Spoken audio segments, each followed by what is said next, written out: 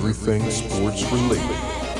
Breaking news, fantasy advice, score updates, weekly thoughts, and more. This is the Sports Juice Network. Is going on, Sports Juice Tribe? We are back with another episode of the Sports Juice Podcast. Okay, you guys know the Sports Juice Podcast, same thing as the Sports Juice Network. Okay, but instead of you seeing me on camera, I'm going to be behind the mic. I still have the juice, so don't worry about it. I'm still drinking on the fruit punch. Okay, now listen. If you're in your car, okay, get the volume up. The volume needs to be up, okay? If you got your earphones in, make sure they're both in. Make sure they're good. Make sure they're, the top flight earbuds, earphones, whatever you want to call them, because we're about to hop right into this thing, okay? Now, there has been a lot of football moves, baby. It's free agency. Teams are making moves. Players are making moves. People are securing futures out here, okay?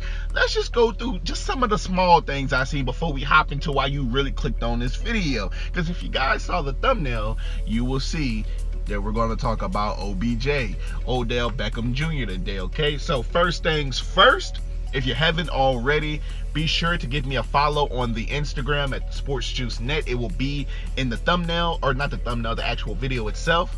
Be sure to like the Facebook page, SportsJuiceNet. And I just created a Twitter 2 days ago, and guess what the name is? SportsJuiceNet. So be sure to give your boy a follow and an add on all of those things, okay? Make sure to subscribe to the channel, because we're putting content out just about every other day, okay? I have podcast series, I have YouTube series, and I'm getting after this thing, man.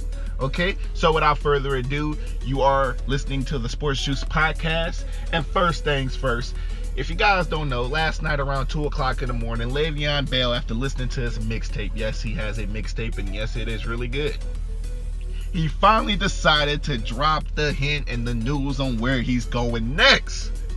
Now, get my Stephen A. Smith song right now, okay? Because I'm excited, okay? This man signed a 4-year, $52 million deal with just a little bit over $30 million guaranteed. Now, people might say that's kind of crazy because the Pittsburgh Steelers was going to franchise him at $14 million. Nah, I mean, in a way, yeah, he lost out on $1 million, but is it significant? No. Here's why. Franchise tag. Who says Le'Veon Bell wouldn't get hurt? Exactly. He could have got hurt. Listen, he didn't like the Steelers organization anyway. AB didn't like the Steelers organization anyway. Big Ben is left by himself with Juju Smith. They'll figure it out. Hopefully all well. Blah, blah, blah, blah, blah, blah, blah. Okay? Le'Veon Bell is heading to New York, baby, New Jersey, wherever you want to call it, Rutherford, okay? He's going to be playing with the Jets. He's going to be playing with Sam Darnold, and he's hopefully able to turn this team around because they never had a run game to begin with, all right?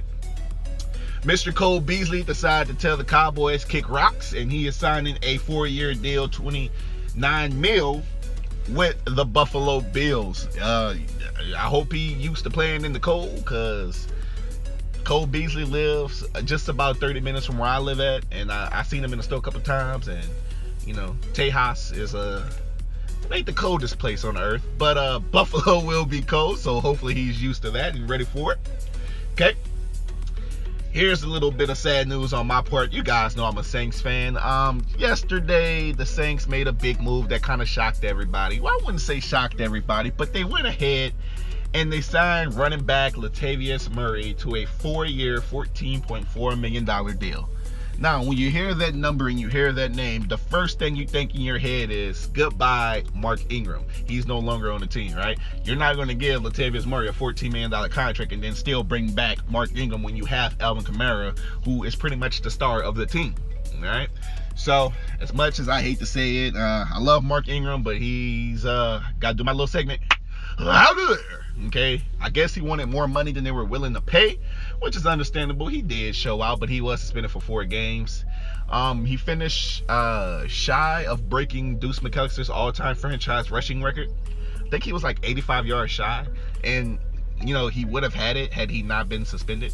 So I mean, there's that. Now, I'm not saying he can't come back to the team, because you can come back to the team, but he's looking at signing with the Ravens. So I guess we'll see what they do. The Jaguars finally have a franchise quarterback. Goodbye, Mr. Blake Bortles, because you suck.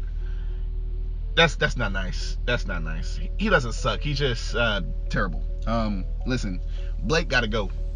They gotta release that man. That man gotta go. I don't even think he's good as a backup. Blake is terrible. Okay. Nick Foles is officially a Jacksonville Jaguar. Duval, please stand up in the building. Okay. He got a 4-year, $88 million deal. I forgot how much was fully guaranteed. But the Jaguars always felt like they were just one player from going to the ship, okay? And obviously that player was quarterback. They got a good defense. They got a good offensive core, okay? They just needed somebody to orchestrate that thing. And I think Nick Foles, Mr. Foles Magic, can do that, all right? I think he can do that. You can do that, all right? If you guys are just now tuning in, this is the Sports Shoes Podcast, okay? We're hopping into some of the free agency talks that I've seen these past couple days. And next on my list is Mr. C to the J to the Mosley. I gotta stop doing it. That is terrible, okay? CJ Mosley, you remember him, the inside linebacker, middle linebacker for the Baltimore Ravens, who decided to let this man walk for reasons I still cannot comprehend. Oh, freaking well. But before I even tell you what team he signed with, listen, the Jets are making big moves out here, baby. They got Le'Veon Bell. They just signed CJ Mosley to a 5-year, $85 million deal. That man getting shmoney.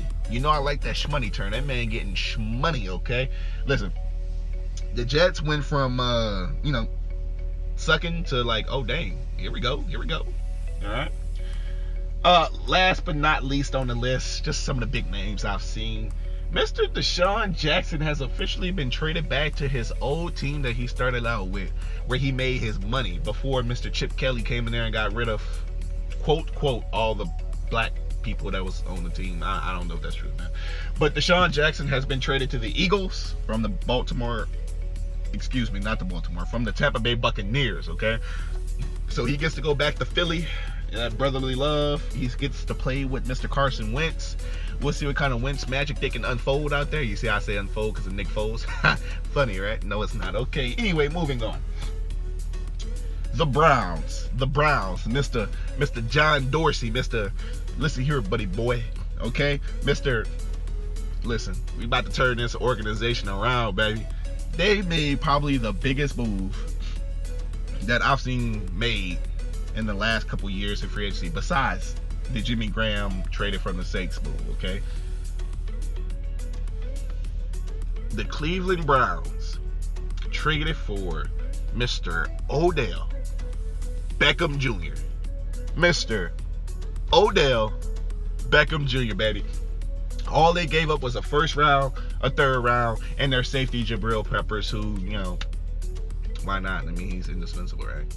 Listen, this is big, man, because look, you got a new head coach of Freddie Kitchens, who's offensive minded. He's really good with the offense. You've seen what happened when he took over the OC job after Todd Haley got fired last year, okay?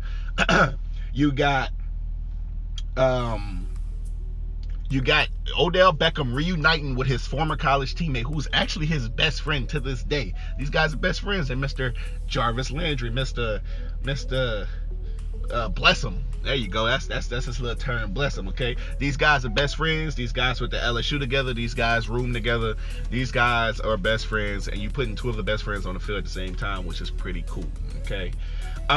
Let's just take a look at their loaded offensive roster. This is funny.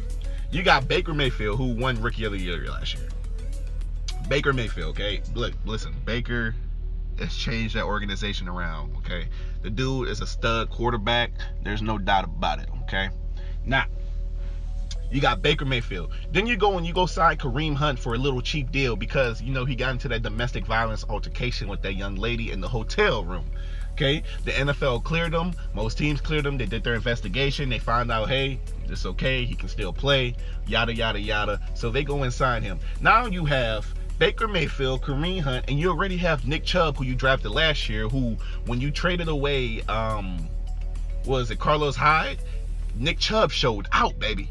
Okay? So you put them two in the backfield. That's like Mark Ingram and Alvin Kamara, just without Kareem Hunt's a good receiver, I guess. But, okay, and then you add Jarvis Landry, you add Mr. Odell Beckham Jr. himself, and then you add Njoku, the tight end, the big tight end, the big boy. Okay? Now, that's scary. That is scary because Jarvis can play on the outside, Odell can play on the outside. Jarvis can play on the inside, Odell can play on the inside. It's just something that I've never seen happen before, okay? Now, here's where Twitter had its whole outrage like they normally do. The general manager for the New York Giants, Mr. Gettleman, okay? He specifically said last year, we did not sign Odell Beckham Jr. all this money to trade him. And, of course, the tweets are going to resurface, right? It's funny. And just so happened, they traded him to the Giants, or the Browns, right? Now they're stuck with $16 million in dead money off that deal. $16 million that they have to pay for a person that's not even on the team. That sucks a lot. All right.